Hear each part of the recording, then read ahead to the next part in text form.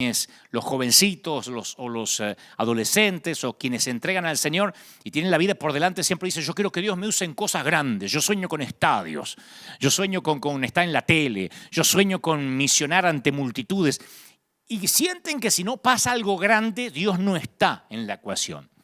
Pero la vida espiritual no es necesariamente una vida de éxito rotundo, de éxito grandioso, es una vida de fidelidad. Es una vida de pasos pequeños. Y Dios sabía, yo pienso que Dios, estoy convencido de que Dios sabe. Dios sabía que nosotros tenemos la tendencia a deslumbrarnos con lo grande. Por eso Jesús relató las parábolas de la oveja perdida, de la moneda perdida, del hijo perdido, de la semilla de mostaza. Entonces, cuando uno va a las Escrituras y nota sus mensajes, los mensajes de Jesús, nota que trata de decirnos algo, que la vida espiritual es una vida por lo general diminuta, llena de decisiones pequeñas, íntimas. La vida espiritual son pasos pequeños hacia Dios, pequeñas vislumbres de su presencia, cambios insignificantes, movimientos imperceptibles. En el Evangelio de Marcos hay una historia de 4 versículos que cuando uno la lee parece más bien una digresión, o sea, algo que se sale de la línea del relato, en lugar de ser un evento significativo. Uno va leyendo las Escrituras y cuando llega a esa parte dice, es como que el autor se tomara una licencia y dice, voy a hablar de otra cosa que parece no tener importancia. Jesús acababa de despotricar en contra de las demostraciones excesivas de arrogancia, de hipocresía que tenían los fariseos, y en ese momento él se fija en una mujer de la cual nadie se apercibe. Cuando Jesús la ve, reconoce la inequívoca apariencia de la pobreza, ropas andrajosas, prendas gastadas, manchada con suciedad de años, arrastrando los pies sobre el piso del templo, y ella deja caer 2 moneditas en la caja de la ofrenda. Es una linda historia y generalmente los predicadores la usamos para hablar sobre el dar, sobre el sembrar, pero no es esas historias o esa clase de vidas que se llevan al cine. No es de esas cosas de las que están hechas las películas. Porque por mucho que nos conmueva el sacrificio de esta mujer, ni siquiera se asemeja al drama de las vidas en peligro de los discípulos o de los héroes de la fe. Entonces, ¿qué es lo que hace que la historia de esta viuda sea poderosa? No es dramática, no es espectacular, no es revolucionaria, no es significativa, no sorprende. Son 4 versículos que aparecen ahí, casi, insisto, como algo que se desvía del relato principal. Como que no ayuda a la línea del guión. Es una historia íntima, una historia privada. Una mujer cuya presencia nadie nota, y peor que eso, cuya presencia nadie se preocupa por notar. En el mundo en que vive ella es parte del paisaje, es un borrón en una multitud de rostros, pero es un borrón fiel. Es un borrón fiel, es una amante que ama a Dios todos los días con pasitos pequeños y vive su cristiandad todos los días. Y no le importa si se fijan en ella o no. Ni se imagina que el creador del universo hecho hombre está al lado de ella cuando deposita sus moneditas. Y Jesús dice, yo les aseguro que esta viuda pobre dio más que todos los ricos. Porque todos dieron de lo que les sobraba. Pero ella, que es tan pobre, dio todo lo que tenía para vivir. Y eso es lo que Jesús hacía, le daba significación a lo insignificante. Jesús mostró la eterna diferencia que podemos hacer nosotros, la gente rota, la gente desprolija, la gente como nosotros sin terminar, la gente que estamos en construcción. Él mostró lo que gente como nosotros puede significar para el reino. Yo crecí en un ambiente pentecostal, saturado de milagros. O sea que el culto tenía que ser de milagros. De eso se trataban los servicios. Si no había milagros, éramos como críticos de cine, como catadores de culto. ¿Cómo estuvo el culto hoy? Medio duro, hoy no hubo tantos milagros. O sea, uno iba al culto para ver milagros. En aquel entonces no íbamos a ofrecer un servicio al Señor, a adorarle, vamos a escuchar testimonios, ¿no? La mayoría de las personas que iban a la iglesia en ese entonces daban testimonio de los milagros recibidos durante la semana que había terminado. Que el día antes de operarse desaparecieron los tumores. El pastor decía, habrá testimonio, y mejor que hubiera, si no te lo tenías que inventar. Entonces, si no había testimonio, se paraba uno y decía, yo doy gracias por la salvación de mi alma, el perdón de mis pecados y la sanidad de mi cuerpo. Y se sentaba, que era la de siempre. Venía hace 20 años agradeciendo por lo mismo, pero calificaba como milagro si no había otro más sorprendente o más actual. Pero la gente se paraba. El pastor decía, habrá testimonios hoy, tiempo de testimonios. Entonces se paraba la gente y decía, yo conseguí trabajo de una manera sobrenatural. Había como 300 en la fila y me eligieron a mí. Aleluya, gloria al Señor. Otro decía, yo conseguí estacionamiento cuando no había estacionamiento en todo el parqueo. Yo fui, justo había un espacio para mí. Gloria al Señor. Entonces los testimonios eran parte de mi niñez en la iglesia. De hecho, nuestra conversión, la conversión de los Gebel, fue porque mi mamá fue sanada de un cáncer terminal. Ella tenía pólipos intestinales, pólipos en la matriz, cáncer. Y un 1 de mayo de 1975, Dios sanó a mi mamá. Pero en esos días, y a partir incluso de la sanidad de mi mamá, para mí Jesús era como un gran mago. Porque siempre decían, Jesús quiere hacer un milagro. Deja que te haga un milagro, como si fuese un mago que está pidiendo hacer trucos, pero no lo dejan. Entonces siempre era Jesús, y así eran las campañas evangelísticas, hacían unos pasacalles, porque no había en ese entonces redes sociales, ni hashtag, ni memes, ni publicaciones virales. Entonces se hacían pasacalles que decían, Cristo salva, sana y liberta. Todos los días, menos los lunes. Porque los lunes era el día que no había campaña, ¿no? Cristo salva, sana y liberta todos los días, menos los lunes. Pero era eso, como que Cristo ofrecía milagros. Y yo creo en los milagros, como creía cuando era niño. Pero me desconcertaba que a veces la gente, otra gente de la misma iglesia, perdía el trabajo. O tenían un accidente. O se enfermaban. Esos eran los que, a la hora de los testimonios, calladito la boca. Porque eso no eran testimonios. Decir, perdía el trabajo, eran pedidos de oración, no era testimonio. Si a lo mejor al final se llamaba al altar, pasaban los que habían perdido el trabajo, los que se habían enfermado, pero se tenían que callar a la hora de los testimonios. Porque los testimonios era para que todos glorifiquemos a Dios. Y a mí me sorprendía que mi mamá había sido sanada de cáncer, pero otros morían de cáncer en la misma iglesia. El mismo cáncer que fue sanado mi mamá. Entonces yo me preguntaba, ¿dónde estaba Dios? ¿O por qué Dios era tan arbitrario? ¿Por qué Dios era tan parcial? Lo más fácil era decir, lo que pasa es que el hermano se enfermó porque estaba en desobediencia. Yo me acuerdo de eso. Pastor, ore por mí porque esta semana me engripé muy fuerte y lo que pasa es que usted tiene un pecado oculto. Por eso la fiebre y la gripe no se le va.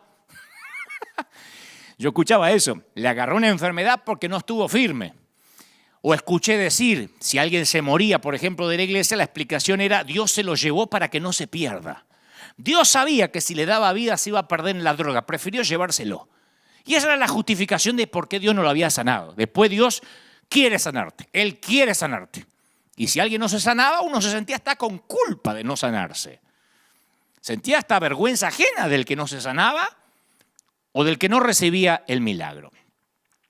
Con los años de peregrinar cristiano, yo empecé a descubrir que la oración no funciona como una máquina de café donde uno introduce la petición y cae la respuesta y le agrega un chorrito de leche. Pero así nos enseñaban que funcionaba la oración. Si pedías algo y Dios no te lo daba rápido, estabas en pecado, en desobediencia o algo hiciste mal. Así nos enseñaban. De hecho, nos enseñaban todas las mañanas. Había que decir, Padre, encomiendo este día en tus manos. Acompáñame durante este día. Si ese día o un día te pasaba algo, lo primero que te preguntaba el pastor era, ¿y se acordó de entregarle su día a Dios? No. Por eso lo asaltaron. Por eso le robaron en la esquina. Porque a la mañana no entregó su día a Dios. Entonces decía, ay, sí, es que salí corriendo, me olvidé. ¡Ay, vio! ¿Cómo no quiere chocar el auto así? Ahora, Dios llena los cielos y la tierra. Si somos cristianos, Él vive en nosotros por el Espíritu Santo. Necesitamos asegurarnos con una frasecita que Él nos va a acompañar. Dios dice, ay no, como no me pediste y no me entregaste el día, ahora que te roben en la esquina. Necesitamos decir la frasecita para estar bajo la cobertura. O si chocábamos con el auto o teníamos algún accidente, nos decían, seguro no oraste antes de salir. Apenas te subes al auto, antes de prender el motor. Porque si prendías el motor y no habías orado, tampoco valía la oración. Antes de prender el motor, antes de encender el auto, tienes que orar. Porque si no, puedes tener un accidente en la ruta. Y yo me acuerdo que a veces uno decía, no oré, y frenabas en la banquina porque si no nos vamos a matar en la esquina. Como que Jesús era un amuleto. Si salías sin orar ese día, Jesús no estaba contigo. No te tenía por qué cuidar porque te olvidaste de orar. Y si no sabíamos qué decir, en una oración usábamos la trillada frase, Señor, si es tu voluntad. Cuando orábamos por un enfermo, cuando orábamos por alguien, decía, Señor, si es tu voluntad. Ahora, vamos a pensar, vamos a razonar como niños con ojos nuevos. ¿Dios necesita una cláusula de exclusión voluntaria en el contrato antes de hacer un trato contigo? ¿Un trato conmigo? ¿Necesita que le recuerden que si es su voluntad lo va a hacer y si no es su voluntad no lo va a hacer? Claro, lo que pasa es que nosotros ponemos la frase si es la voluntad porque esa frase hace que la oración sea más espiritual. Una oración no es oficial hasta que no le agregamos si es tu voluntad. Pero no amortiguamos las oraciones con esta condición porque somos humildes, sino porque a veces estamos asustados al orar. Si es tu voluntad es la manera de escapar de la responsabilidad. Lo que en realidad queríamos decir es, en realidad yo no estoy tan ilusionado que lo vas a hacer. O lo que es peor, los familiares del enfermo me están escuchando y si no lo sanas, dejo en claro que no fue tu voluntad y después no quiero reclamos. Entonces cuando nos decían, ore por mi marido que se está muriendo, Señor, si es tu voluntad, por las dudas, se muere, yo no quiero reclamos.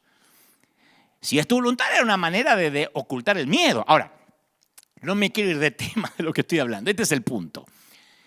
Lo que a mí me llamó la atención al leer la Biblia, insisto, con ojos nuevos, mirarla, porque yo también tengo años de peregrinar cristiano, pero mirarla otra vez con la revelación del Espíritu, no con espiritualidad prestada, sino con la revelación del Espíritu Santo, es que Jesús pedía a quienes habían visto un milagro que no se lo contaran a nadie más. Este es el punto. En el caso de la transfiguración o la resurrección de la niña de 12 años, permitió que un grupito de discípulos nada más lo vieran con órdenes estrictas de no decir nada. Y cuando uno ve a Jesús en su ministerio, ve que nunca se negó a quien le pedía una sanidad física, pero siempre rechazó las peticiones de mostrar algo. Siempre rechazó la oportunidad de sorprender a las multitudes o de impresionar al gentío. Por lo general, cuando él hacía un milagro decía, no lo cuente, como que impedía contar el testimonio. Estoy siendo claro, contrariamente a la iglesia donde yo me crié. No estoy hablando de la tuya, estoy hablando de la mía. Donde me decían, bueno, tiempo de testimonio, porque eso ayuda a la fe. Jesús hacía un milagro y decía, no lo cuenten. Porque Jesús supo que el entusiasmo que generaban los milagros no se transformaba en fe que cambia la vida. Yo sé que algunos tienen ganas de apedrearme, pero esperen, déjenme avanzar. De hecho, muchos escépticos negaban la prueba clara que tenían delante de los ojos y a veces hasta buscaban explicaciones sustitutas cuando Jesús hacía algo. Es magia, es un brujo, por Belcebú hace los milagros que está haciendo. Muy pocas veces le resulta fácil a la gente creer en milagros. A la gente le es difícil creer en milagros, igual como sucede hoy en día. De otro modo, las cruzadas de milagros o las que se hacen por televisión o las que salen en los canales cristianos deberían hacer que el mundo entero se vuelva a Cristo. Debería tener tantos puntos de rating como una final de un mundial de fútbol. Estamos viendo milagros, pero la gente no cree. Dice, es un timador, esa señora que pasó tal vez no estaba tan enferma, ese que vino en silla de ruedas tal vez se hizo, el que venía así. La gente no cree como en los tiempos de Jesús. En ese entonces, como ahora, los milagros despertaron sospechas, desprecio, dudas y casi nunca fe. El primer milagro que Jesús hizo quizás fue el más extraño de todos, porque en todas las escrituras no aparece que haya hecho algo parecido. Jesús tiene 30 años, su muchacho de 30 está empezando su ministerio, acude a una boda, esas bodas que duraban varios días, yo los conté estos fines de semana pasado, va a la boda con el recién reclutado, el flamante grupo de discípulos, recién estaban los muchachos reclutados por el Señor, su mamá también fue, probablemente acompañado por otros miembros de la familia de Jesús, y conocen la historia, no les voy a repetir la historia de vuelta, ¿no? Al novio se le acaba el vino, es una vergüenza para ese entonces. La madre de Jesús le pide ayuda a su hijo, o sea, a Jesús. Y ahí uno solo puede conjeturar qué pasó por la mente de Jesús en esos segundos que siguieron a la petición de María. Porque si Jesús intervenía, esto quería decir que su hora había llegado y a partir de ese momento su vida iba a cambiar. Por eso dice, ¿qué tienes conmigo, mujer? Todavía no llegó mi hora, ¿no?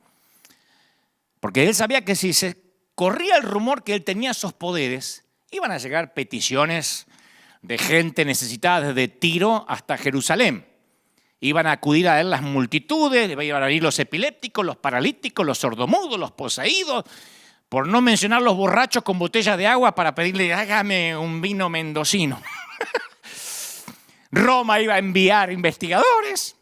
O sea, iba a comenzar una cuenta regresiva que no se iba a detener hasta el Calvario. Entonces Jesús, el mismo que cuando estaba ayunando en el desierto, repudió el desafío de Satanás de convertir piedras en panes, tomó una decisión. No se pierdan esto. Es el mismo Jesús que le dijo a Satanás, no tentarás al Señor tu Dios. Cuando le dijo, tienes hambre, convierte esta piedra en pan. Y ese mismo Jesús está en la boda. Aparentemente quien se está casando es su amigo, quizás de la infancia, que quizás fueron al colegio juntos. Y dice, llenen esas tinajas de agua, le dice a los sirvientes. Las llenaron de agua en forma milagrosa, el agua se transformó en vino y sirvieron el mejor vino. El vino escogido que se solía servir al principio cuando los paladares todavía están en condiciones de discernir, ¿no? Esto pasa en cualquier fiesta hasta el día de hoy. Después de 3, 4, 5 días de fiesta le puedes dar querosén, le puedes dar nafta y dice qué rico, pero ese vino que los paladares disciernen apenas llegan a la boda, ese lo sirvió al final. Entonces los milagros de Jesús no suelen contradecir a las leyes naturales, sino más bien, como dijo alguien, y nunca me lo olvidé, reproducen la actividad normal de la creación a una velocidad diferente y a una escala menor. Porque no era la primera vez que Dios con el agua hacía vino. Dios creó la vid y le enseñó a la vid a succionar agua de sus raíces y con la ayuda del sol a convertir ese agua en un jugo que fermenta y toma las cualidades de un vino, siguiendo el proceso correcto. De esta manera, cada año, desde el Génesis hasta ahora, Dios convierte agua en vino. Esos milagros no eran nuevos para Jesús. Del barro, Dios formó el primer cuerpo humano. Y fue barro lo que Jesús usó para poner el repuesto en la cavidad ocular de un ciego. Él sabía que tenía que poner un repuesto donde no había y se acordó que con su padre así habían hecho al primer ser humano. Del mismo modo, todos los días el sistema inmune de nuestro cuerpo realiza milagros silenciosos de sanidad. Pero claro, en una forma menos sensacional que las sanidades que Jesús realizaba. Y a la vez, como si fuera poco, en cada milagro Jesús dejaba una enseñanza. Juan cuenta la historia y advierte que el vino procedió de grandes vasijas. En una de ellas cabían entre 80 y 120 litros. Mirá, si eran vasijas grandes. Algunos se imaginan que eran unas cositas chiquititas así como sirven ahora los camareros. No, eran vasijas grandes que se encontraban al frente de la casa. ¿Qué hacían esas vasijas grandísimas ahí en la puerta de la casa? Esas vasijas las utilizaban los judíos ortodoxos para cumplir con las normas de la purificación ceremonial. Incluso en la fiesta de bodas había que cumplir con los minuciosos ritos de la purificación. Entonces Jesús transformó esas vasijas, voluminosos símbolos de la ley, en cueros de vino, presagios de la gracia. Del agua purificada de los fariseos provino el vino nuevo de una época totalmente nueva. Ya había pasado, el Señor estaba diciendo con el milagro, ya pasó la época de la purificación mediante ritos. Ahora comenzó la época de la celebración del vino. Un religioso, ¿qué habría hecho? Y un religioso habría convertido vino en agua. Che, hay mucho vino, transformarlo en agua, a veces se emborrachan esto.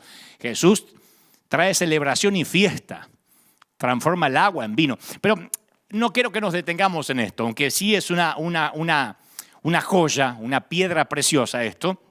Lo medular del tema es, el primer milagro de Jesús fue de tierna misericordia hacia un amigo. Fue una historia íntima. No hizo un escándalo. No lo publicó. Dejó, de hecho, que el novio se llevara el crédito. Mirá vos el tipo, qué previsor, dijeron del novio. Se guardó el mejor vino para el final y nosotros pensamos que este ratón se le había acabado el vino. O sea que permitió que el novio se llevara el crédito. O sea, una historia pequeña, mínima. Claro, cuando uno lo ve en las Escrituras y uno le pone el tono de la predicación y de la retórica y el Señor transformó el agua en vino, lo vemos como el súper milagro, pero era algo pequeño en una boda que el Señor no quería que se supiera porque se iba a correr el rumor y eso era una cuenta regresiva hacia el monte de la calavera. En cada milagro, como el del ciego de nacimiento que les conté hace un par de domingos, los discípulos miraban para atrás para encontrar el por qué. ¿Por qué el tipo es ciego? Y Jesús orientaba su atención hacia adelante, respondiendo con una pregunta diferente. No por qué, sino con qué propósito.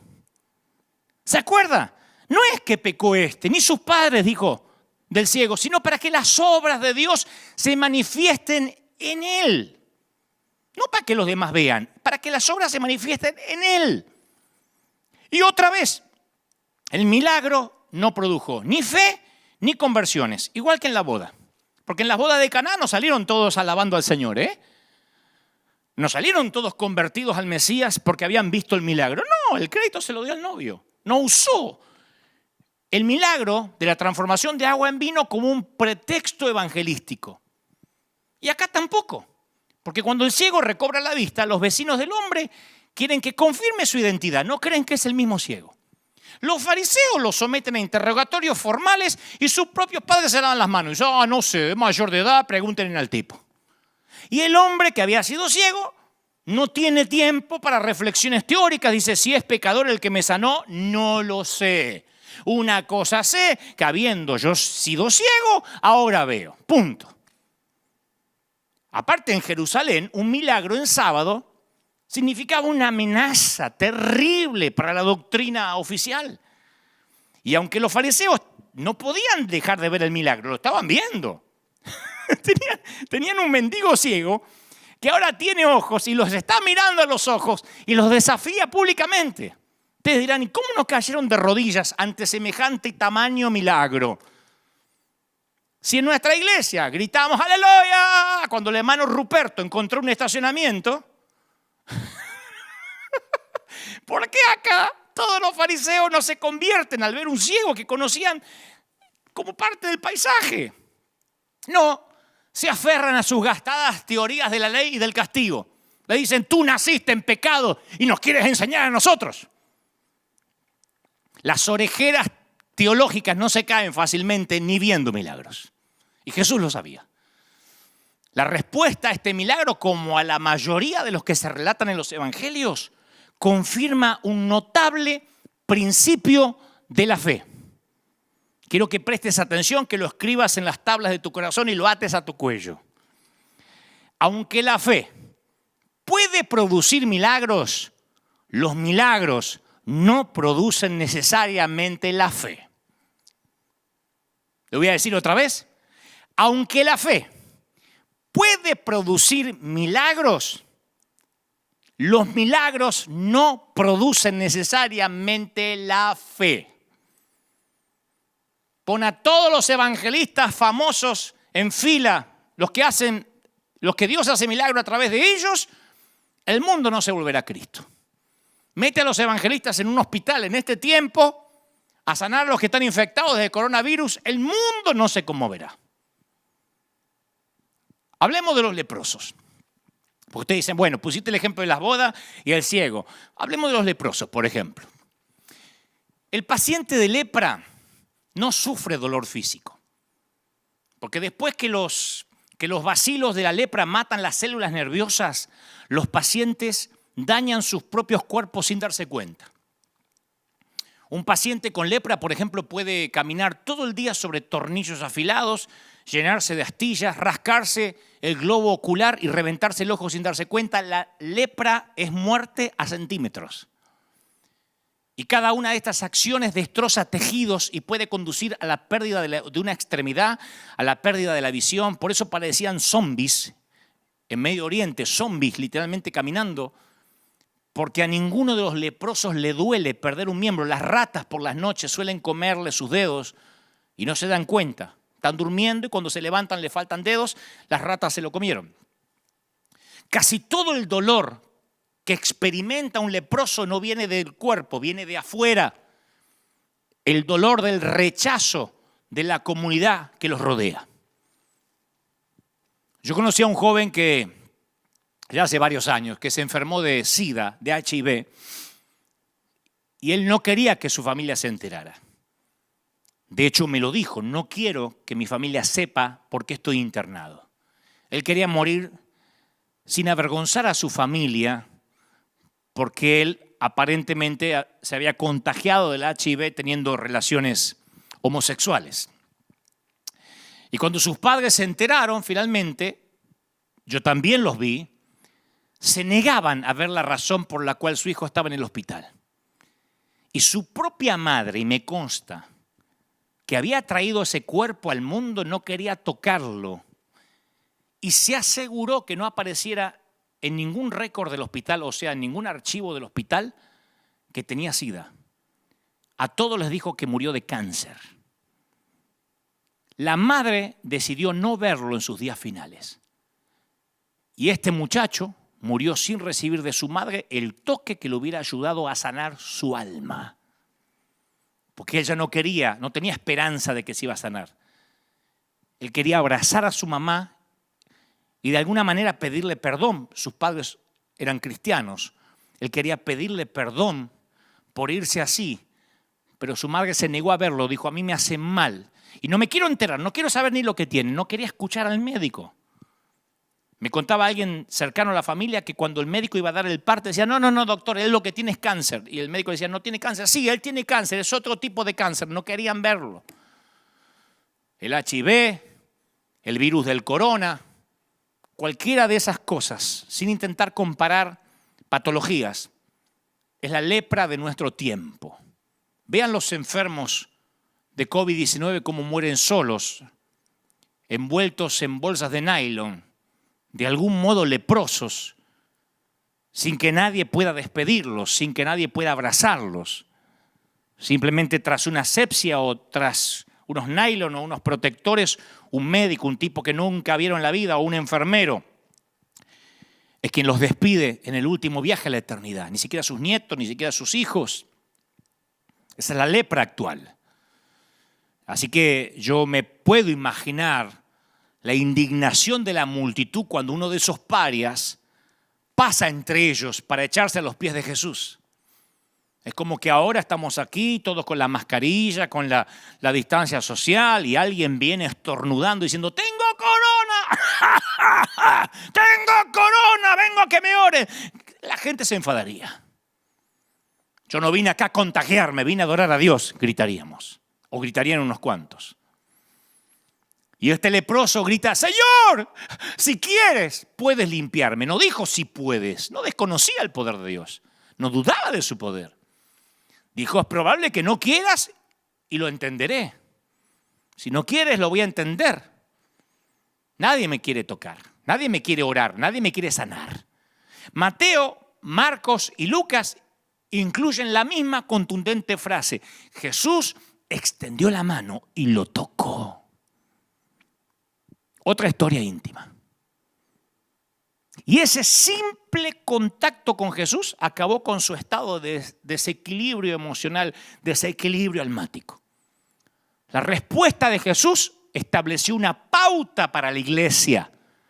No sanó al leproso para que la gente dijera, ¡aleluya! ¿Cuántos creen? ¿Cuántos leprosos hay aquí? Hagan la fila. No fue para eso. Fue para marcar un precedente para la iglesia. Tenemos medicamentos para personas con enfermedades como la lepra. Y quizá pronto descubren una vacuna contra el corona. Pero esos medicamentos no tratan el problema principal, la enfermedad de no ser deseado. Las consecuencias sociales siempre son más severas que las físicas. Antes guardaban cuarentena en una colonia para leprosos, pero el antiguo Oriente no fue la única cultura que aislaba a sus heridos. Nosotros ya no construimos colonias, pero levantamos paredes. Me estaba acordando esta semana cuando en mi congregación se excluía a alguien de la iglesia. Se esperaba el día de la Santa Cena, que era el día que había más congregación. Y entonces decía, hermano fulano, hermano Federico, ¿dónde está? Usted va a ser excluido de la congregación porque ha mirado el televisor. Porque mi papá, teníamos en casa un televisor blanco y negro, esos que tenían lámparas adentro, y esos televisores calentaban. Entonces papá decía, en nuestra iglesia era pecado mirar televisión. Y papá decía que no la miraba, la teníamos ahí para la venta, la íbamos a vender. Pero mirábamos tele, porque papá decía, yo vamos a mirar tele, quería ver una serie, él era fanático de Bonanza, así que ponía Bonanza, y un día tocan el timbre en casa y era el pastor, y así que apagó rápido la tele, pero quedaba el puntito, ¿te acordás que quedaba el puntito? Así que estábamos así, espera que no se va el puntito, porque te quedaba un puntito así en el medio, que a veces te daba 1 hora y media hasta que se vaya el puntito. Así que lo distrajeron al pastor por afuera, mostrándole la gallina, los perros hasta que se fuera el puntito. Mamá le hace así a mi papá, que el puntito se había ido y entró. Y entonces tuvimos tan mala suerte que el pastor dice, ¿cómo va? Y se apoya sobre el televisor y estaba tibio. Y entonces supo, porque esas lámparas calentaban. Entonces supo que había mirado tele. No le dijo nada, porque en ese entonces la disciplina se hacía pública. Y se usaba la prédica para darle con un palo, no se lo llamaba y se lo reprendía en privado. O sea, se lo excluía y se lo exhortaba de manera vergonzante, de manera pública. Y con nombre y apellido. Hermano Federico, el Señor me mostró que estuvo mirando televisión. Porque no decía, estaba caliente la tele, el Señor se lo había mostrado, para darle un tono más místico. Así que está excluido de la congregación. Así excluyeron a mi papá. Mi papá estuvo casi 15 años excluido de la comunión. No le negaron el saludo porque había mirado Bonanza. Lo excluimos, lo proscribimos de nuestra población. Al hermano fulano se le niega la comunión. Y eso era literal, se le negaba el saludo. O lo sentaban. Hay gente que hasta el día de hoy sientan al líder cuya célula no crece. A mi propia madre, a mi propia mamá le negaron la comunión porque una vez se había teñido el cabello y le había quedado medio rojizo. Y entonces ella vio que nadie la saludó, porque se corrió el rumor en iglesias chiquititas, esos pueblos chiquitos, infiernos grandes. Y entonces nadie la saludó y mi mamá estaba medio triste. Y fue a consultar con el pastor qué pasó. Y el pastor dice, con esa cabeza como una zanahoria, no pretenderá que la saludemos. Entonces seguimos levantando paredes. Ustedes dicen, wow, eso es radical, pero esto sigue ocurriendo todavía. Esto no es de los años 70, ¿eh? El divorciado conoce ese sentimiento hasta el día de hoy. No tendrá cabeza de zanahoria, color zanahoria, pero sabe lo que se siente. Y que no se divorcie conociendo ya a Cristo. Se aguanta el matrimonio como lo tenga, pero no se te ocurra divorciar. Simulá que eres feliz. El desempleado, el indocumentado, se le mira con espíritu de sospecha. El inmigrante que no habla inglés en los Estados Unidos, las madres solteras. Esos son los intocables del mundo occidental. Ni hablar si tiene dudas de su orientación sexual. Ni hablar si entra alguien homosexual y rapidito no se hace heterosexual y se casa el otro domingo con el sexo opuesto porque al homosexual le dan 3 días para cambiar. 3 días. Si el domingo pasó al altar, para el miércoles se me hace machito. Y si no, viven en el exilio involuntario. No estoy haciendo apología de ningún pecado. Lo que digo es que levantamos paredes. Y esos leprosos viven sus vidas calladas, solitarias, infectados por sus temores de rechazo y sus recuerdos de la última vez que intentaron acercarse. Y están tan rotos que prefieren que no se los toque por miedo a que se los lastime otra vez. ¿Y qué hacemos los cristianos? Somos expertos en mantener distancias. La distancia social no la inventó la pandemia, ya la inventamos nosotros hace años los cristianos, distancia social. Viene alguien vestido medio raro, una chica con minifalda y no van las hermanas a saludarla rápido. Así como tenemos vecindarios para hispanos, vecindarios para negros, vecindario para chinos, asilo para los viejos, escuela para los retardados, centros para los adictos, prisiones para los criminales, así tenemos también iglesia para los santos. Y la sensación de no ser deseado es la pobreza más terrible, más extrema. Pero no te confundas, no hay que ser hacedor de milagros para satisfacer esa necesidad. Y otra vez, el milagro de quitarle la lepra no produjo fe en nadie. No hubo una gran conversión. De hecho, cuando sanó a 10 leprosos, solo uno regresó. Ni siquiera se convirtieron 9 de los que habían sido sanados. No hubo conversión masiva, ni siquiera en los que fueron sanados. Jesús dijo, no son 10 los que fueron limpiados, porque uno de ellos volvió agradecido. ¿Y los otros 9 dónde están? Jesús lo pregunta de manera retórica, ¿no? De manera irónica. Ya sabía que no iban a venir. Jesús lo sabía todo. Y sabía por qué no habían venido. Ya está, se fueron a vivir la vida loca. ¿Qué van a venir a agradecer? Lo que querían era ser sanos, no seguir a Jesús. Y Jesús dice, no hubo quien volviese y diera gloria a Dios, sino a este extranjero. Y ahí le dice, levántate, tu fe te ha salvado. Recién ahí recibe la salvación. Antes solo era sanidad. Solo uno fue salvado. 9 se perdieron.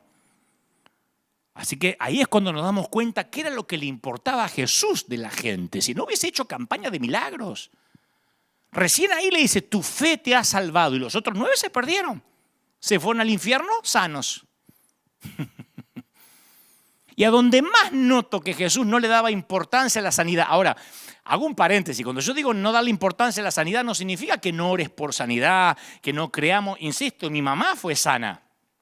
Y hemos visto decenas de milagros en la congregación. Estoy hablando de prioridades. Cuando yo veo la prioridad de Jesús, que le daba prioridad a la salvación, más que cualquier otra cosa, es con el relato del paralítico que rompe el techo. ¿Se acuerdan? El hombre que había pasado toda la vida en posición horizontal iba a lograr un momento de fama vertical. Y los predicadores nos esforzamos en mencionar, bueno, que los techos de paja en ese entonces, la teja de Palestina era más fácil de desmontar. Nos olvidamos que un hueco en el techo no es el camino normal para entrar a una casa. Además, por muy liviano que fuera el techo, muy precario, al hacer un hueco iban a interrumpir lo que sucedía abajo. Se iba a levantar polvo, caería sobre la gente, restos de paja, restos de arcilla, iba a impedir que la reunión continúe. Pero ahí viene la reacción inesperada de Jesús. Cuando Jesús vio la fe de ellos, poniendo en relieve el papel de los 4 amigos que acompañaban al muchacho lisiado, dice, hijo, tus pecados te son perdonados. O sea que la fe nunca dejaba de impresionar a Jesús y sin duda esta cuadrilla de demolición de 4 hombres había demostrado tenerla. Pero aún así Jesús confundió a los que asistían al servicio. ¿Quién era Jesús para perdonar pecados? Y ahí empiezan los expertos religiosos a debatir acerca del derecho de Jesús a perdonar pecados, sin hacer caso del paralítico que está en medio de los escombros. Y Jesús silenció el debate con palabras enigmáticas, pero que resumen la actitud hacia la sanidad física. Le dice, ¿qué es más fácil? ¿Decirle al paralítico, tus pecados te son perdonados? ¿O decirle, levántate, toma tu lecho y anda? Y aunque dejó en suspenso la pregunta, todo su ministerio da la respuesta.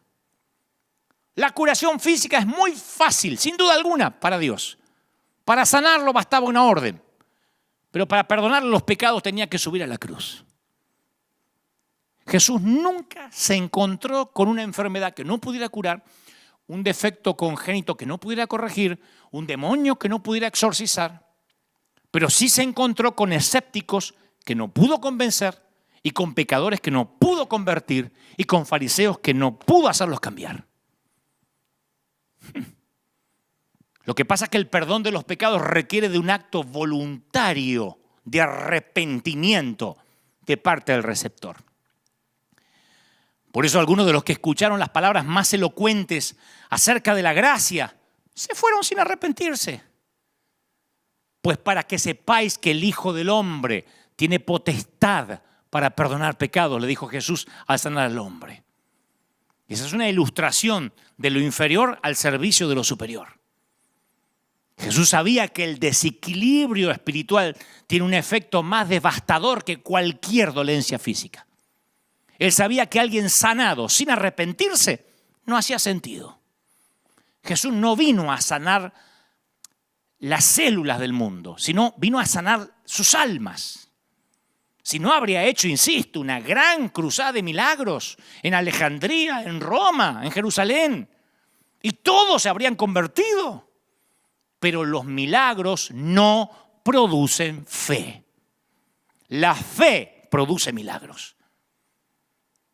Un programa de 2 horas por televisión de milagros no producen fe en los escépticos. Y hasta por ahí nomás en los creyentes. Yo lo he visto incluso en nuestra congregación. Mientras están contando los testimonios, la gente corre al estacionamiento para que no les agarre el tránsito ni el trancón. O están hablando, mirando el celular. ¿Qué tenía usted? No podía caminar. Corra para allá, corra para acá. ¡Aleluya! Y la gente masticando chicle. Lo que pasa es que como vivimos en cuerpos materiales, le damos poco valor al mundo del espíritu. Y Jesús dedicó mucho tiempo a asuntos como la hipocresía, el legalismo, el orgullo, los celos, la falsa santidad, el fingimiento. ¿Quién conoce un ministerio por televisión que se dedique a sanar esos problemas? Pero conocemos muchos que se centran en dolencias físicas. La mayoría de la gente se siente atormentado por el más leve sufrimiento físico. ¡Ay, ore por mí, pastor, que me duele la cabeza! Rara vez se siente atormentado por el pecado. Y cuando se trata de milagros, Jesús tiene prioridades muy diferentes que la mayor parte de sus seguidores. Solo un milagro aparece en los 4 evangelios, que se realizó en las verdes colinas a orillas del mar de Galilea cuando la popularidad de Jesús iba en aumento. Se presentó el problema de la alimentación. ¿Se acuerdan? Les había predicado por horas, tenían todos hambre. Había, 5.000 hombres sin contar, sin mencionar mujeres y niños. Y Jesús toma 2 peces salados, 5 pequeños panes y realiza el milagro que todos estaban esperando. 3 de los evangelios, de los evangelistas, se detienen ahí. Solo Juan habla de lo que pasó luego. Dice que después de haber disfrutado por un día el milagro, querían otro. Lo que pasa actualmente, querían otro. ¿Nos puede hacer otro? Y ahí es cuando Jesús se muestra brusco y acusa a la multitud de tener motivos egoístas, de desear solo alimento para el estómago. Les decía, yo soy el pan de vida, cabezones. Yo soy el pan de vida. Si no coméis la carne del Hijo del Hombre y bebéis su sangre, no va a haber vida en ustedes. Pero ellos querían fast food, ellos querían comida rápida, querían hamburguesa, papa frita, querían empoderarse, querían pactar para comprar la casita, querían pactar para tener el auto, querían frotar la lámpara del genio y tener sus 3 deseos. Y no iban a renunciar fácilmente a su sueño. Es como pretender que la gente que acude a una noche de milagros venga a la reunión de oración durante la semana. No estoy criticando otras iglesias, pasa acá también. Acá hacemos cadena de 7 días en tiempos tradicionales, que son 7 días donde oramos por milagros y oramos por prosperidad y por la gente trae sus peticiones, repleto siempre, lunes, martes, miércoles, jueves, viernes, sábado, domingo. Decimos, vengan a orar. Y es un grupito así. Así somos. Y en los tiempos de Jesús encima había una vieja tradición judía que enseñaba que el Mesías iba a renovar la práctica de Moisés, se creía, de servir el maná diario. que no iban a tener que trabajar, que les iba a haber maná todos los días, igual que el éxodo de Israel, creían eso. Y cuando vieron la multiplicación de Jesús, de los alimentos, dijo, eso es lo que hizo Jesús, lo mismo que Moisés. Entonces, con el milagro del día anterior, todavía haciéndoles la digestión, pidieron otra señal milagrosa. Se habían vuelto adictos con una sola comida, querían otro congreso de empoderamiento. Pero esa no era la clase de Mesías que esperaban. Ellos querían un Mesías que le hiciera muchos milagritos. Así pasó en la sinagoga. Señor, hemos escuchado que en las bodas de Caná transformaste el agua en vino. ¿Nos puedes hacer un milagro aquí? Y él dijo, no. Ustedes están ciegos, pobres y desnudos. Se van a morir en pecado. Nunca les dio pan y circo porque se lo pedían. Entonces la multitud inquieta empieza a dispersarse. Lo mismo que comieron. Yo sé que estás pensando, yo veo a Jesús tomar unos pececitos, unos panes, y comen un promedio de 8.000, 10.000 personas, no me muevo más de al lado de él. No. Vieron el milagro, como no les hizo otro, empezaron a dispersarse y empezaron a quejarse. Y hasta los discípulos empezaron a decir, dura esta palabra, Señor, ¿quién la puede oír? Vamos a ver si vamos cambiando un poco el mensaje, porque así no vamos a reclutar mucha gente. Y muchos lo abandonaron, hasta una separación de discípulos que solo Juan menciona. Y Jesús dijo, ¿queréis iros también vosotros? Le dijo a los 12. ¿Ustedes también, chicas, se quieren ir? Porque esto no es para cualquiera, ¿eh? Claro, los milagros atraían multitudes, aclamaciones, pero no fomentaban el arrepentimiento y la fe duradera. Por eso el Señor dijo, no cuenten esto, no quiero milagreros siguiéndome. No cuenten esto. Jesús trae un mensaje de obediencia, de sacrificio.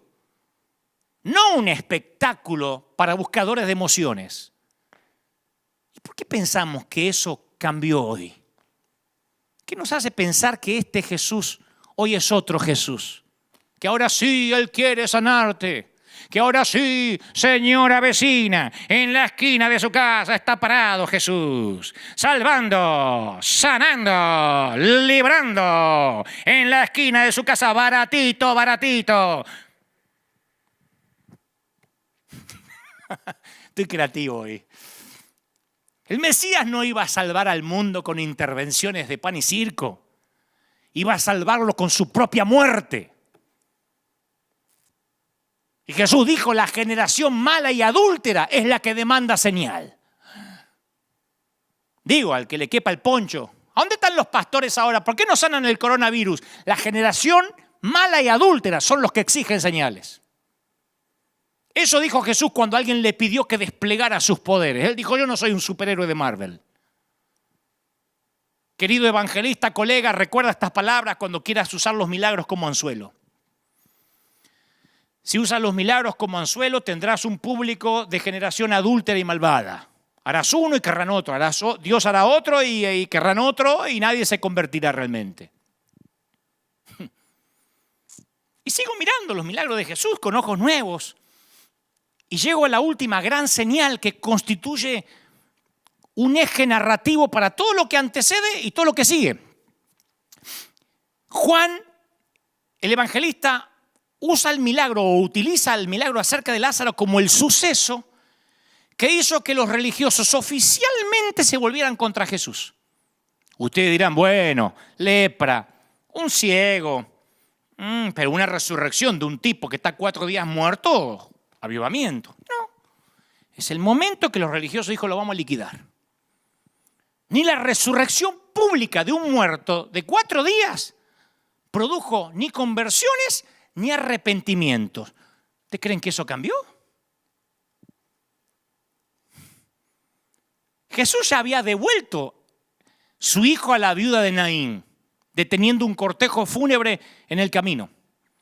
Había devuelto a la hija de Jairo a la vida, la había traído de regreso a la vida casi con una frase juguetona. Niña, levántate.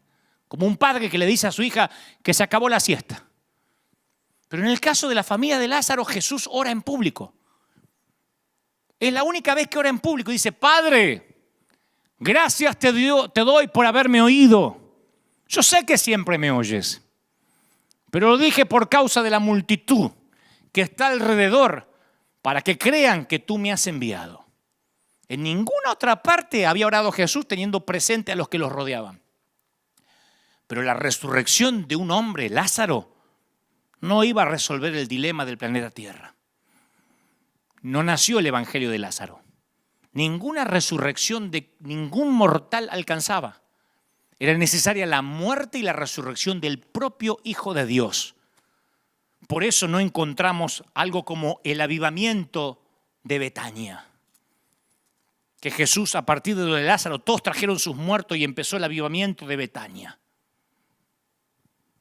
De hecho, Juan agrega el detalle irónico que el milagro de Lázaro selló el fin de Jesús. Hasta acá llegó, dijeron. Y desde aquel día acordaron matarlo. A partir de ese día, las señales y maravillas de Jesús se acabaron. Entonces, al leer los relatos de algunos milagros de la época de Jesús, encuentro en ellos un significado muy diferente al actual de nuestras iglesias. Y es una autocrítica, muy diferente.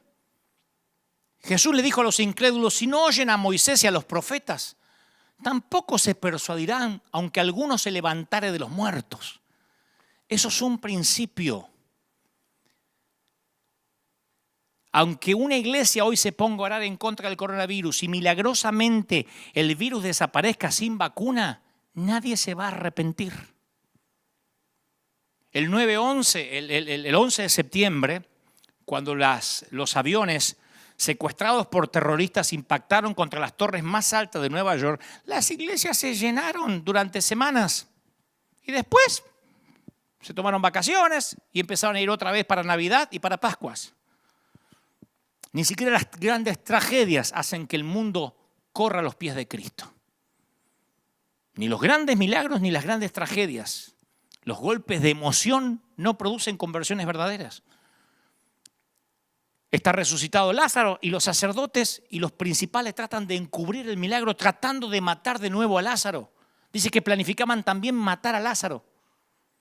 Tenemos que matarlo al tipo este, sí, pero resucitó y bueno, matémoslo. Yo pienso que si lo mataba y lo volvía a resucitar, lo volvían a matar, lo volvía a resucitar.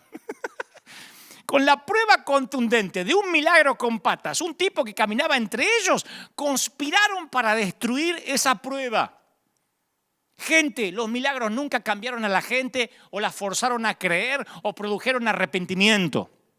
Y este es el secreto.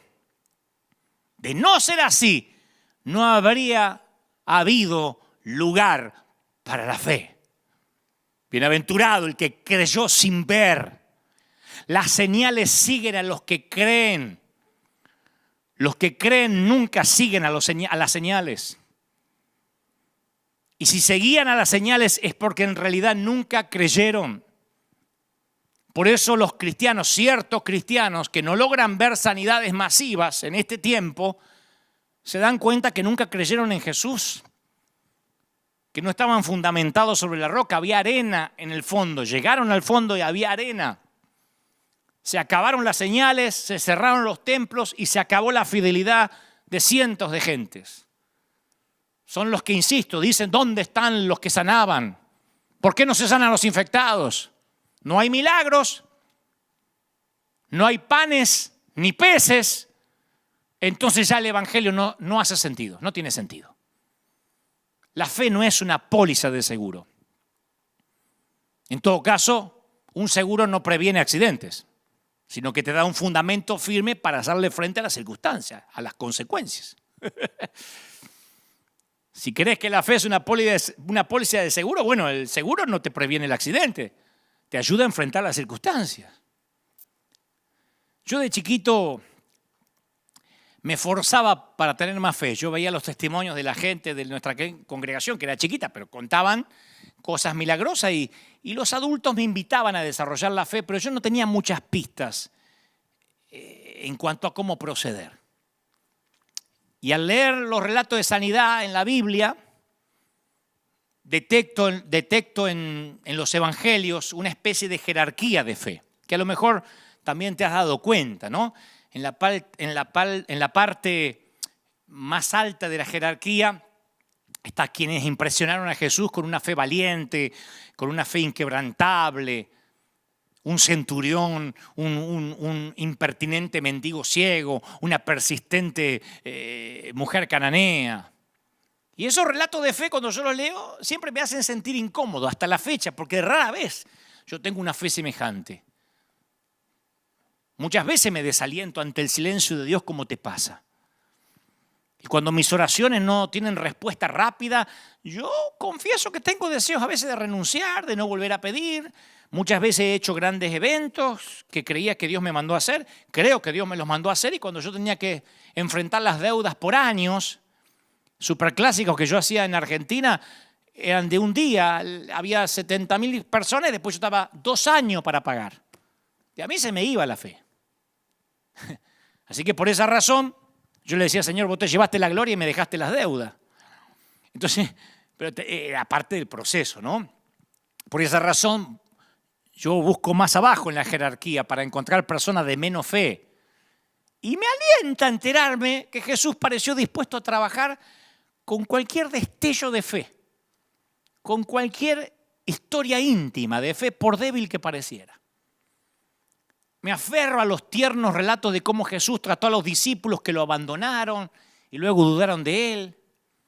El mismo Jesús que alabó la fe valiente de los que están en la parte alta de la jerarquía, también reavivó la fe fluctuante de sus discípulos. Y me consuela hasta la confesión del padre del muchacho que estaba poseído, que le dijo a Jesús: creo, pero ayúdame en mi incredulidad. ¿Se acuerdan? ¿Crees? Sí, pero ayúdame, que estoy muy incrédulo. Incluso a este hombre vacilante se le concedió lo que pedía. Yo te conté que los Gebel nos convertimos por la sanidad de mi mamá. Allá un 1 de mayo de 1975. Y rara vez, primera vez que lo voy a decir, en público, rara vez quien fundamenta su fe en un milagro suele permanecer. El 1 de mayo de 1975 dudo que los Gebel, cuando hablo de los Gebel hablo de mis papás y mi mamá, yo tenía 7 años, dudo que hayan tenido un encuentro real con el Señor. Nos va hasta mucho más tarde. Ellos, mi papá, al ver que mamá se sanó, que en vez de oficiar un funeral tenía a la vieja viva, dejó el alcohol y empezamos a congregarnos. Pero no tuvimos un encuentro con Dios, porque lo que nos atrajo fue el milagro, tener a mamá sana. Para mí Jesús, si me decías a mí con 7 añitos, Dante, ¿quién es Jesús? El que sanó a mi mamá. No sé si hubo un arrepentimiento. Conocimos a Jesús por un milagro. Y como era de esperar, las cosas se pusieron difíciles. Como era de esperar, la vida cristiana no es un paseo por el parque. Así que cuando las cosas se pusieron difíciles, cuando queríamos más milagros y no aparecieron, cuando desde que mi mamá se sanó empezaron algunas pruebas, algunas luchas, no solo lo del televisor blanco y negro, sino algunos problemas familiares, y vimos que esta póliza de seguro no nos resultaba, que esto no era un multinivel. Papá se empezó a enfriar, mamá también. 6 años más tarde de aquella primera sanidad, los Gebel decidieron apartarse del camino del Señor. Disfrazado de espiritualidad, claro. Nadie dice, me voy al mundo. Papá dijo, no voy más a la iglesia. Nos vamos a quedar en casa, vamos a hacer un devocional de tanto en tanto. No necesitamos congregarnos. Y nos autollamamos a cuarentena. Dejamos de congregarnos. Pasa un tiempo, estábamos en casa, nos empezamos a sentir cómodos, podíamos ver tele todo lo que queríamos. Papá no volvió a beber, me consta, pero los problemas en la familia empezaron a hacerse más agudos todavía. Mi mamá empieza a sentirse mal, 6 años, habían pasado 6 años desde la sanidad. Empieza a sentirse rara, se va a hacer un examen de rutina y otra vez tenía cáncer. Y de lo que recuerdo, pues yo ya no tenía 7 años, yo ya tenía unos 12. De lo que recuerdo, a mamá ahora no le importó sanarse. Mamá tuvo una plática, una charla con mi papá donde le dijo, ¿ves? Se ve que no habían estado de acuerdo en esta decisión de salir de la iglesia. ¿Ves, viejo? Vamos a volver a cualquier iglesia. Mi papá decía, sí, pero hay que ver una sana doctrina. Me importa un cuerno en la doctrina. Yo quiero arrepentirme, yo quiero que nos arrepintamos. Si no me sano, no importa. Si me tengo que morir, me voy a morir. Pero yo quiero que estemos en una iglesia. Sí, pero ¿a dónde vamos a ir? Yo no conozco ninguna. A una que esté por acá cerquita. Porque antes de eso, la primera iglesia donde mamá se sanó quedaba lejísimo. Para los de Buenos Aires, para que tengan una idea geográfica, nosotros vivíamos en Billinghurst y la iglesia estaba en Del Viso. Así en Barrio Pinazo, Del Viso, yendo para Pilar. O sea que todos los días hacíamos 1 hora y pico por la Ruta 8. No había autopista del Sol, no había nada para ir a congregarnos. Tal vez fue eso lo que de alguna manera incidió, entre otros factores, para que mi papá se cansara. Pero ahora mamá dijo, busquemos una iglesia acá cercana. Ya no le importaba sanarse, quería tener un encuentro con el Señor. Y la iglesia más cerca que nos quedaba era la iglesia que daba unas cuadras, era una iglesia de un pastor italiano. No era pentecostal, asamblea cristiana, una iglesia muy amada.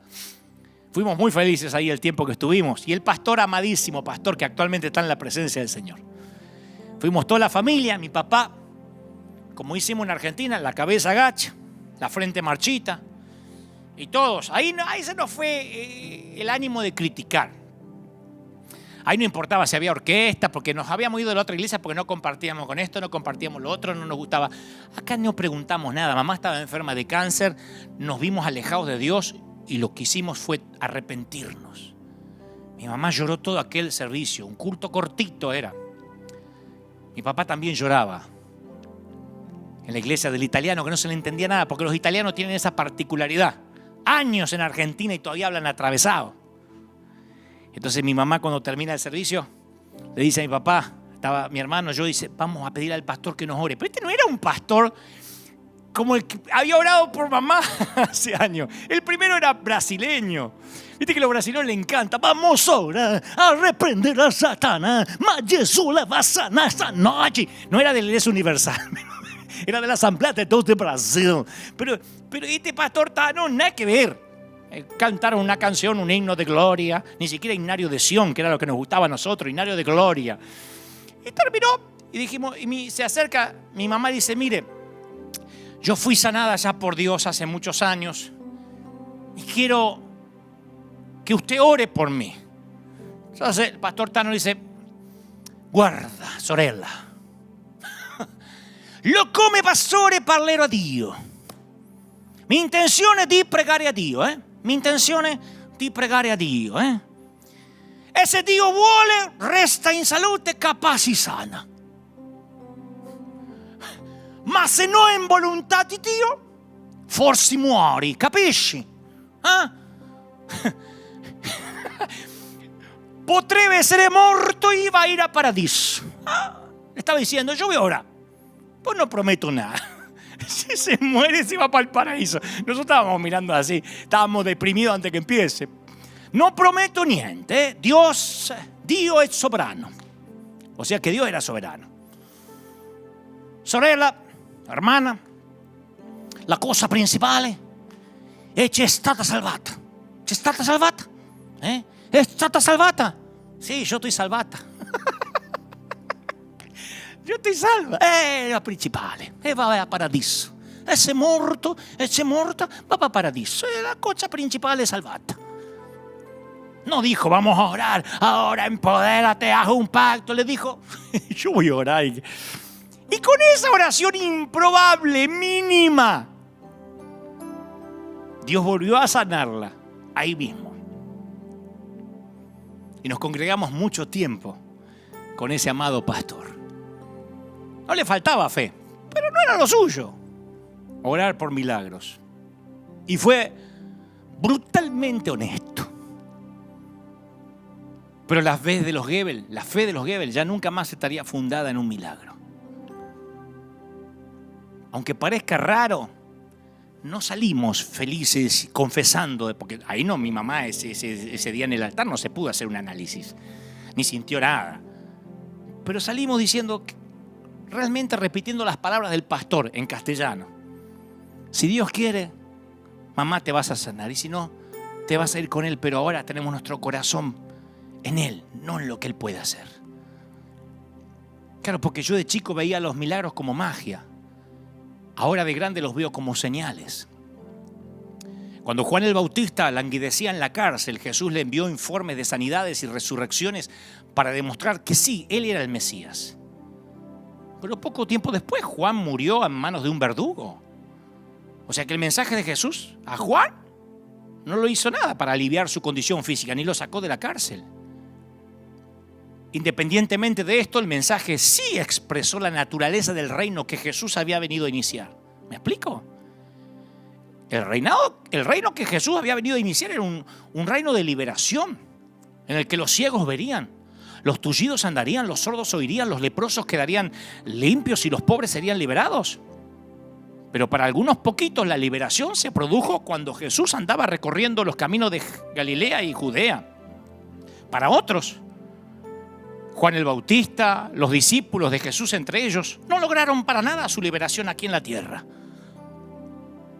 Los milagros que realizó hicieron vislumbrar lo que debía ser el mundo. Algunos ven los milagros de Jesús como una interrupción de las leyes del universo físico. Pero como señales, sin embargo, desempeñan precisamente la función opuesta. La muerte, el deterioro, la entropía, la destrucción son las verdaderas interrupciones de las leyes de Dios. Los milagros son los destellos de esa restauración. ¿Me explico? Las curaciones que Jesús realizó no son milagros sobrenaturales en un mundo natural. Fueron las únicas cosas naturales en un mundo que no es natural, que está demonizado, perdido y herido. El que tenga oídos que oiga. Voy a regalarte esta última historia íntima para terminar. No es de la Biblia, es de la congregación. A los 76 años de edad, Gertrudis, decidí cambiar el nombre para preservar su identidad. Gertrudis me gusta. Es muy similar al que ella tiene. Gertrudis comenzó a preocuparse a sus 76 años por los jóvenes de su iglesia, de modo que se ofreció como voluntaria para ayudar en el grupo juvenil. ¿Qué le gustaría hacer?, le pregunta al líder juvenil, a ver, una anciana. Y ella dice, no sé, pero a Dios y a mí se nos va a ocurrir algo. Gertrudis no era buena para hablar en público y se sentía demasiado mayor para participar en los juegos, en las dinámicas. Pero tomó fotos de cada uno de los chicos del grupo juvenil. Pedía permiso, decía, ¿te puedo sacar una foto? Y tomaba fotos. Luego las imprimió, las fotos las colocó sobre unas tarjetas y escribió una información biográfica en la parte de atrás de cada tarjeta. Marina, de novia con Juan. Su papá es inconverso, su mamá trabaja limpiando casas. 3, 4, 5 cosas, una Wikipedia mínima de cada uno. Se memorizó la cara y la información de cada tarjeta y después se paraba en la puerta de la iglesia. Y a medida que entraban los jóvenes le daba la bienvenida a cada uno por su nombre. ¡Kevin! ¿Cómo estás? ¡Hey! Kevin sorprendido. ¿Cómo anda el Barça? ¿Y Messi? Me parece que va a dejar el club, ¿o es un rumor? Y Kevin sorprendido porque él está acostumbrado a que no le pregunten, a que nadie le importe de su vida. ¡John! ¿Cómo estás? Me enteré que tienes un nuevo trabajo, ¿eh? ¡Ah! ¡Qué bueno! Y aprendiste a hacer café. Y John se sorprende porque nadie le preguntó de qué trabaja, qué hace. Y eso empezó a sanar la estima de un montón. Y ya no venían por la predicación o por las dinámicas, sino por las 3, 4 palabras que Gertrude te decía a la puerta. Y al final de la reunión se paraba otra vez a la puerta y veía quién se le había escapado a la entrada para decirle, ¡hey! No te olvides, Godofredo, te espero la semana que viene. ¿Cuándo van a tener un hijo?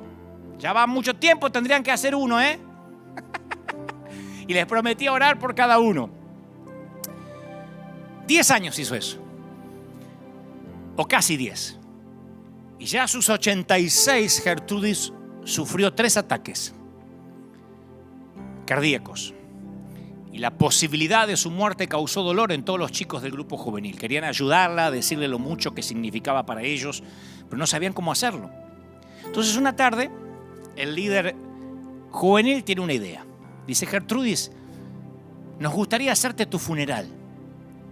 Y ella dice: ya sé, yo quiero que me hagan el funeral, pero todavía no estoy muerta, querido. No, pero queremos hacerte tu funeral en vida, para que puedas oír cuánto significas para el grupo juvenil de nuestra iglesia. No nos sirve de nada que te hayas ido con el Señor y haya una foto tuya. Queremos que escuches. Y a Gertrudis le encantó la idea. Y el grupo juvenil planificó su funeral en vida. Y como se podrán imaginar, una gran cantidad de chicas, de muchachos llenaron la iglesia.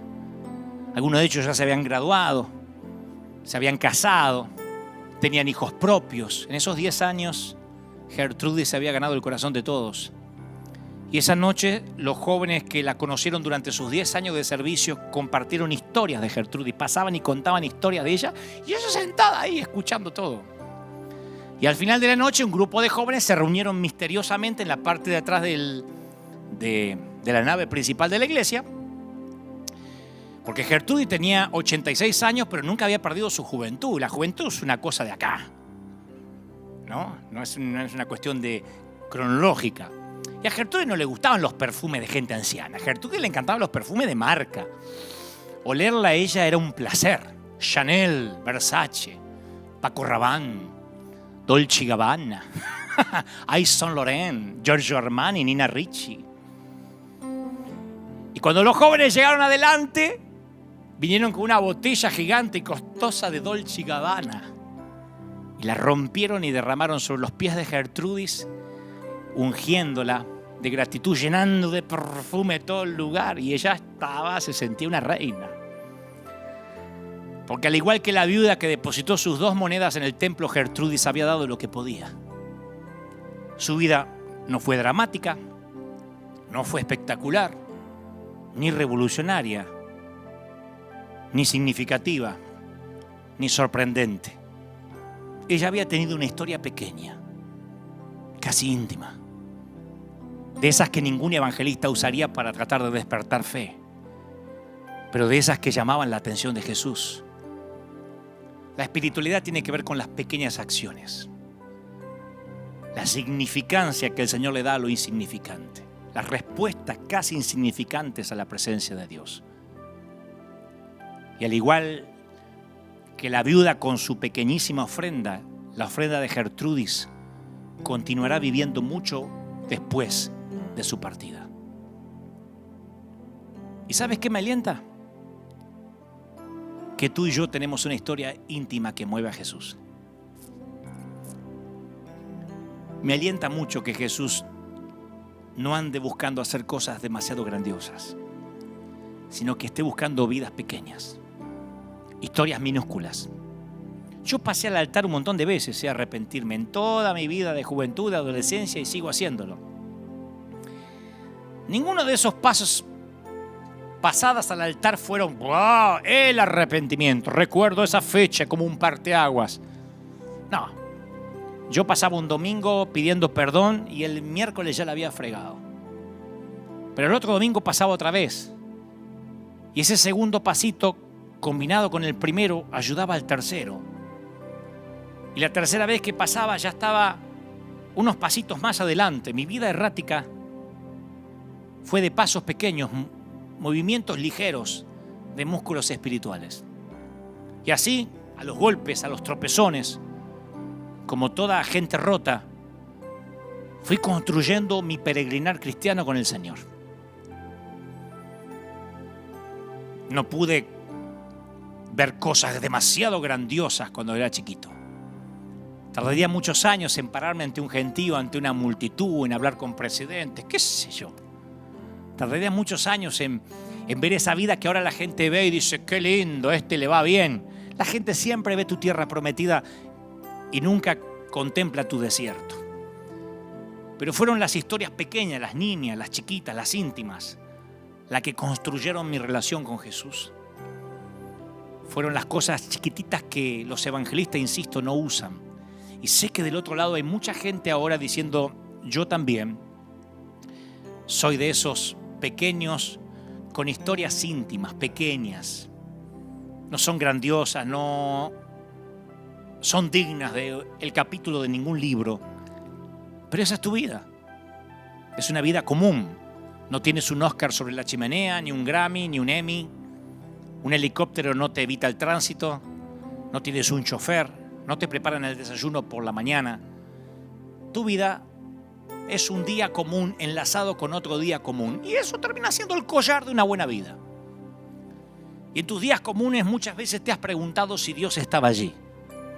Les hablo a los pastores, a los ministros, a los pastores, no solo los rurales, los que están en algún sitio en el campo, misioneros, a los que están en países difíciles, a los que están en ciudades cuyas congregaciones les ha costado horrores que crezcan. Yo tengo pastores amigos que me dicen, ¿sabes? Cuando logro ganar 5 para Cristo se me van 4. Y no es porque sean un fracaso, estén haciendo algo mal, sino que a algunos les ha tocado batallar contra principados, contra potestades en zonas muy duras. Y el Señor no está midiendo, su vara de medir no son las multitudes, ni el gentío, ni los seguidores de las redes. Él le dijo a Samuel, no te confundas. Yo no suelo ver lo que el hombre mira. Yo no pongo la cinta de medir en derredor de los éxitos, la cuenta bancaria, el templo. Yo pongo la cinta de medir en los corazones. Ese siempre fue el error de todos. Poner la cinta en el lugar equivocado. Por sus frutos los conoceréis, dice la Biblia. Claro, y uno piensa que frutos es los éxitos, el currículum, lo que logró. ¿Viste los frutos de ese hombre? Mira la gente que lo sigue. Pero nos olvidamos, porque a veces leemos con ojos viejos, que el fruto del Espíritu es paz, benignidad, fe, templanza, amor, mansedumbre. En ningún momento se menciona cruzadas, milagros, currículum, reputación. Esos son logros. Pero no habla del carácter. El fruto son las historias nimias. El fruto son las monedas. Clink, clink, clink, clink, clink, clink, cayendo en la alcancía o en el plato de las ofrendas, y el Señor diciendo, esa viuda dio más que todos los ricos. El fruto es Gertrudis, recordando los nombres de cada uno que entraban y salían a la congregación, haciendo lo que ese líder de jóvenes nunca habría logrado en años: aprenderse los nombres, tocar a los leprosos, tocar a los que morían por un abrazo. Los jóvenes empezaron a venir solo para ver a Gertrudis, me consta. Y hay un montón de esos héroes que no se dan cuenta que lo son, porque los héroes rara vez se dan cuenta que están haciendo la historia. Rara vez un prócer o un héroe se da cuenta que lo es. Rara vez te das cuenta que estás escribiendo la historia hasta que ya te tienes que ir. Pero yo estoy aquí para decirte de parte del corazón de Dios que tú eres parte de esos héroes de la fe. Tú puedes entrar en la lista, en la galería de Hebreos. Tú eres parte de esos héroes que se pelean palmo a palmo con la vida todos los días. Nada más que no es algo grandioso, es pequeño como todo lo que hizo Jesús. Y Jesús te dice, shh, no cuentes. Solo pasemos un tiempo en intimidad. Hablemos. Quiero orar por ti. Quiero orar por los que ahora van a recibir a ese Señor en su corazón. El Jesús sencillo, el del Evangelio simple. Que lo único que tienes que hacer es arrepentirte. Y después, como mi mamá, con el pastor Tano, después vamos a orar. Yo voy a orar por las enfermedades. Siento de orar porque yo no prediqué en contra de los milagros. Yo hoy hablé de prioridades. ¿Está? Hoy hablé de prioridades para el Señor. Al Señor le importa tu alma. Al Señor no le sirve que todo el mundo se sane del virus y luego se pierdan. El Señor necesita que haya arrepentimiento, porque Él vino para sanar tu alma, para perdonarte los pecados. Lo demás es el tip, la propina, el bonus. Si viene, viene, y si no viene, no viene. Aquí en la iglesia hay gente que ha sido sanada de enfermedades terminales y otros que están confinados en una silla de ruedas y son tan fieles como los primeros. Nuestro Dios es un Dios que va por lo que realmente importa. ¿Qué es más fácil? Decirte levántate, toma tu lecho y anda, o tus pecados te son perdonados. Vayamos por lo más difícil, que el Señor con su sangre lo hizo fácil, y lo único que tienes que hacer es: Padre, gracias por hablarme hoy. Jesús, entra en mi corazón. Te recibo, repite conmigo, vamos, como mi suficiente Salvador. Anota mi nombre en el libro de la vida. Gracias por hablarme así. Amén y amén. ¿Cómo te ama el Señor, che? ¿Alguien necesita oír esto? ¿Cómo te ama el Señor, princesa? ¿Cómo te ama el Señor, príncipe de Dios? Quiero que oremos juntos, vamos. Hay algo extraordinario sucediendo en la atmósfera. Vamos a orar. Vamos a orar por las enfermedades, vamos a orar por los que tienen problemas financieros. Porque Dios sana, Dios liberta. Pero ahora que has entendido y que tu fe está puesto en el hacedor de milagros y no en los milagros. Ahora que tu fe está puesta en Cristo, en su rostro y no en su mano. Ahora que no eres de los que el milagro anterior todavía te está haciendo la digestión y estás buscando otro. Ahora vamos a decirle como le dijo el leproso a Jesús: Señor, si quieres puedes sanarme. Si no, entiendo, te voy a amar igual. Nada cambiará el amor que tengo por ti, Señor. Pero cómo me gustaría sanarme. Cómo me gustaría que hagas un milagro en papá. Cómo me gustaría que hagas un milagro financiero. Y yo, en lugar de hablar como evangelista,